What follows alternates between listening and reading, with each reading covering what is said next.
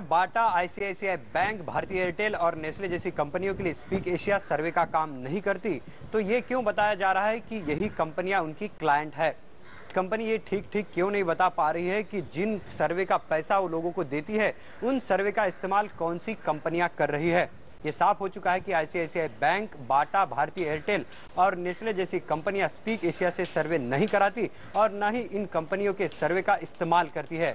Speak Asia का एक और झूठ सामने आया है। स्पीक एशिया का दावा है कि भारत में उसका authorised foreign exchange dealer ING Vysya bank है। उसी के जरिए सिंगापुर से भारत में पैनलिस्ट लोगों को पेमेंट की जाती है। जो बाहर से फॉर एग्जांपल हमारे पैनलिस्ट की जो भी अर्निंग है, जब वो भारत में रेमिट होती है, आती है, तो उसके ऊपर जो सिंगापुर का लॉ है जिसमें कि कन्वर्जन का एक चार्ज है वो लगता है, और वो 3.5% या $7 है, जो भी ज़्यादा होगा। एक बार उसको डिडक्ट करने के बाद पैनलिस्ट की आय इंडिया में आईएनजी व्यास हमारा बैंक है उसमें आ जाती है, जो कि ऑथराइज्ड फॉरेन एक्सचेंज डीलर है।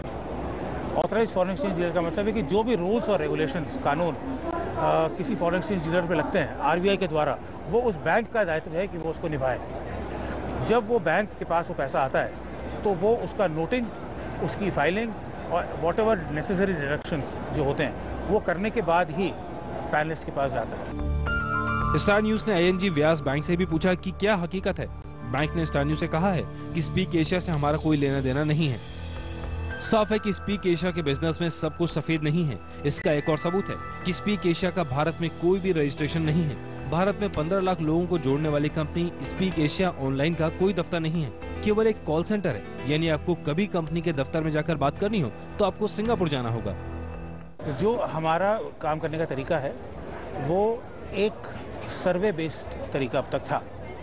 ये सर्वे सिंगापुर कंपनी जो हमारी हेडक्वार्टर है वहाँ से आते हैं। भारतीय कानून के अंदर कोई भी ऐसा धारा नहीं